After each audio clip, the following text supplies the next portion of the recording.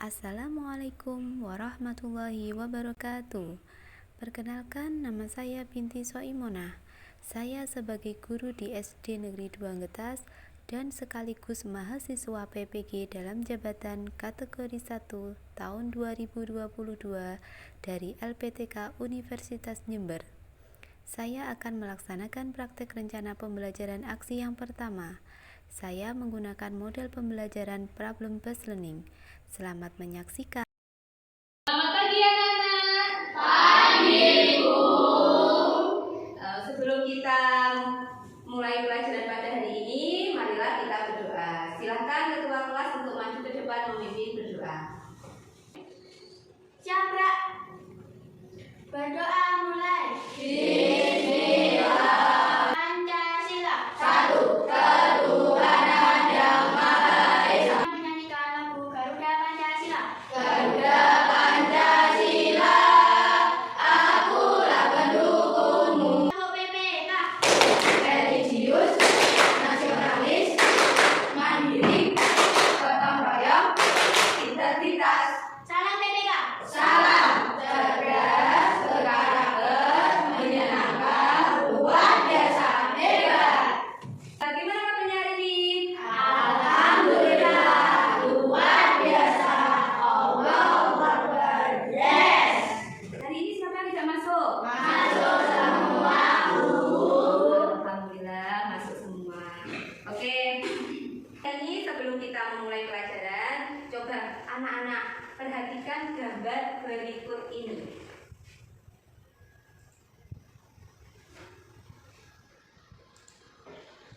Nah, apa yang kalian ketahui tentang hewan ini? Saya Bu.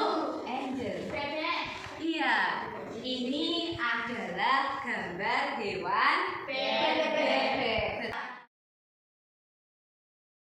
Sebab itu pada pagi hari ini kita akan belajar materi tema 1, selamatkan makhluk hidup, subtema 2, hewan sahabatku. Tujuan pelajaran hari ini yaitu nanti setelah mengamati video, peserta didik dapat menjelaskan perkembangbiakan hewan secara generatif. Yang kedua dapat menjelaskan perkembangbiakan hewan secara vegetatif. Selanjutnya dapat menjelaskan ciri-ciri perkembangbiakan hewan secara generatif, manfaatnya. Kemudian menentukan ide pokok pada suatu teks laporan dan kesimpulan pada teks laporan. Supaya anak-anak lebih bersemangat belajar lagi, mari kita bersama-sama melakukan tepuk sukses. Ya. Tepuk sukses. Di hatiku ada cinta, di mulutku ada doa, di tanganku ada karya. Sukses, sukses, yes. Nah, sudah semangat? Sudah. Sudah siap mengikuti pelajaran selanjutnya? Sudah. Bagus. Anak-anak, coba kalian perhatikan ya. Ini ibu guru akan membagikan LKPD, lembar kerja peserta didik. Jadi nanti kalian kerjakan secara berkelompok, ya. Nah, kemarin kita sudah mempelajari tentang materi, ide pokok, dan kesimpulan suatu teks bacaan. Untuk mengingat kembali materi tentang ide pokok dan kesimpulan, silakan anak-anak mengamati video yang akan Bu Binti putar.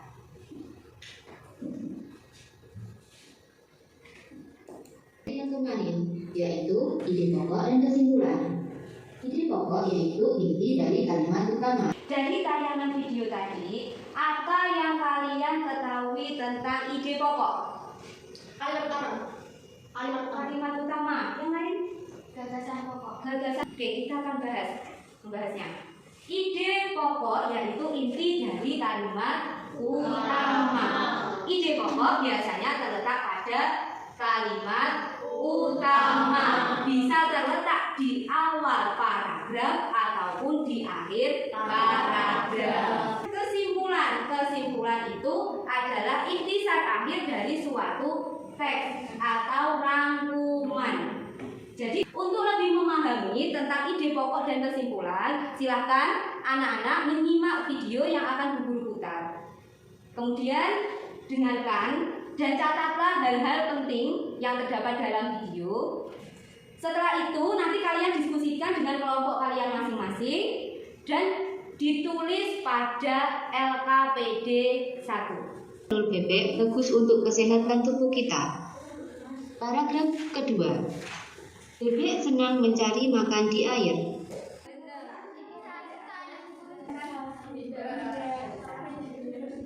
Untuk kelompok 1 nanti silakan mempresentasikan paragraf 1 ide pokok.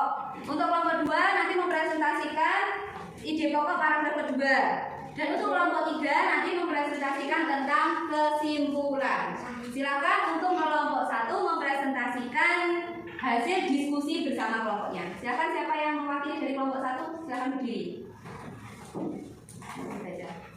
Paragraf 1. Ide pokok. Bebek termasuk salah satu jenis hewan unggas. Untuk saya kurang setuju dengan jawabannya. Ya, alasannya kenapa tidak? Seharusnya paragraf pertama ide pokoknya adalah bebek salah satu hewan unggas pada kalimat pertama. Dan melaksanakan presentasi tentang ide pokok dan kesimpulan.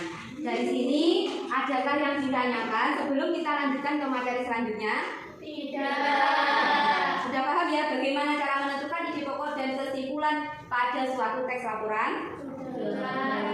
Nah, selanjutnya yaitu kami materi perkembangbiakan hewan. Marilah kita perhatikan video berikut ini. Silakan kalian simak dengan baik-baik video berikut ini. Menjadi dua cara. Yang pertama secara generatif, yang kedua secara vegetatif. Ini tadi adalah perkembangbiakan secara ovipar. Apa ovipar? Bertelur, ya betul. Ciri-ciri ovipar tadi ya bertelur, yang pasti ya hewan ovipar bertelur. Kemudian tidak memiliki daun telinga. Contohnya tadi apa? Angsa, ayam. Pada ovipar itu dibedakan ada dua jenis pembuahan. Siapa tadi yang ingat? Internal dan eksternal. Internal dan eksternal. Atau beranak. Nah, pada hewan vivipar embrionya berkembang di dalam tubuh atau rahim induknya. Contohnya terjadi pada tikus, kambing, sapi, Ada vivipar atau disebut juga dengan berana atau melahirkan. Contohnya di sini ada apa ini gambarnya? Ciri-ciri hewan yang melahirkan itu apa? Mempunyai daun telinga. Memiliki daun telinga, memiliki kelenjar susu yang berkembangbiakan secara ovovivipar atau bertelur dan beranak. ovovivipar itu adalah hewan yang perkembangbiakannya atau embrionya. Apa itu embrio? Calon bayi, calon individu berada di dalam telur yang disimpan di dalam tubuh induknya. Kemudian setelah menetas di dalam tubuh induknya. Jadi hewan tersebut itu ketika di dalam tubuh induknya itu berupa telur, tapi juga menetas di dalam parut induknya. Kemudian dia melahirkan. Contohnya apa? Ada ikan hiu. Nah, dari sini ada yang ditanyakan tentang perkembangbiakan generatif. Sudah paham ya semuanya? Kita lanjutkan generatif. Sekarang kita lanjut ke perkembangbiakan vegetatif. Silakan anak-anak perhatikan video berikut ini. Selanjutnya, kita ke perkembangbiakan hewan secara vegetatif. Nah, yang pertama, melalui membelah diri. Perkembangbiakan vegetatif itu kan perkembangbiakan tanpa melalui perkawinan. Jadi dia tubuhnya itu membelah diri seperti amoeba, membagi dirinya menjadi individu baru. Selanjutnya adalah perkembangbiakan hewan secara fragmentasi. Perkembangbiakan dengan fragmentasi. Ini adalah fragmentasi yang kedua secara vegetatif. Fragmentasi itu sama dengan memotong tubuhnya menjadi beberapa bagian. Contohnya adalah ini cacing pipih atau cacing planaria dan bintang laut. Kalian berarti Tunas. Nah, hewan yang berkembang biak dengan cara ini akan mirip dengan induknya. Ketika tunas dapat hidup secara mandiri, maka dia akan segera memisahkan diri dari induknya. itu tadi adalah hidra, yaitu berkembang biak dengan cara tunas, betul sekali. Lagi tentang materi ini, Bu Bibi mempunyai sebuah permainan yaitu satu gambar, kemudian nanti silakan ditancapkan di perkembangbiakan generatif atau perkembangbiakan vegetatif. Kemudian termasuk ovipar, vivipar atau ovovivipar. Bisa dipahami ya? Saya akan memanggil satu persatu. Juana, silakan memilih salah satu. Apa? Ayam. Ayam. Ayam itu termasuk perkembangbiak dengan cara ovipar. Ciri-cirinya? Tidak mempunyai daun telinga, tidak mempunyai kelenjar lusuh, tidak mempunyai rahim. Iya. Kemudian manfaatnya apa? Bisa diambil telur dan dagingnya, bisa dijual. Iya. Ana. Terima kasih, Bu. Nah, untuk lebih memahami lagi tentang materi hari ini, silahkan kalian buka LKPD 2-nya. LKPD 2 ya. Silahkan kalian diskusikan dengan kelompoknya dan dikerjakan. Nanti jika sudah selesai, silahkan presentasi ke depan. Ada yang ditanyakan? Tidak. Saya mana? Sudah. Karena ini ya sudah selesai semuanya, mari kita presentasikan perwakilan dari masing-masing kelompok untuk maju ke depan. Seperti kelompok satu dulu, maju ke depan.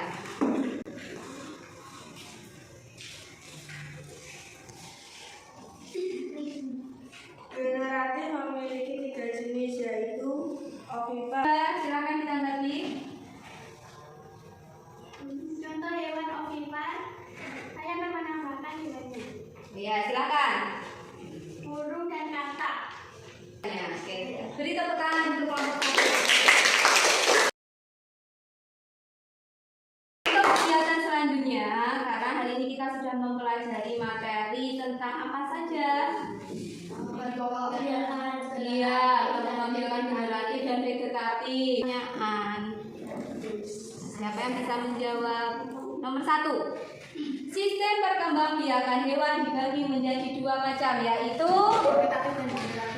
vegetatif dan generatif. Coba betul atau salah? Betul. Iya, mengetahui kemampuan kalian, silakan kalian mengerjakan tes evaluasi yang akan saya bagikan. Nanti jika sudah selesai, silakan dikumpulkan.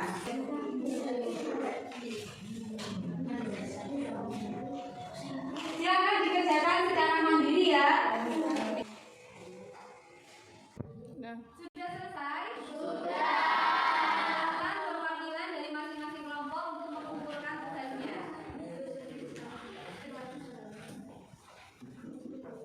Pada hari ini kita sudah mempelajari banyak sekali pelajaran. Nah, dari pelajaran hari ini, materi apa saja yang sudah kita pelajari? Kemudian iya, menentukan kesimpulan, ide pokok. Yang paling menyenangkan tadi apa menurut kalian? Semua ya, semua menyenangkan. Lebih suka pelajaran seperti ini ya? Ada gambarnya, ada videonya. Lebih menarik ya? Nah, karena kita tadi juga sudah mengerjakan tugas, sudah presentasi, kemudian kita sudah mengerjakan soal. Untuk pelajaran besok, silahkan kalian buka halaman 75. Nah, ini PR ya, PR pada halaman 75, dikerjakan di rumah. Ada pertanyaan? Tidak. Karena tidak ada yang ditanyakan dan kita juga sudah siang, materi kita sudah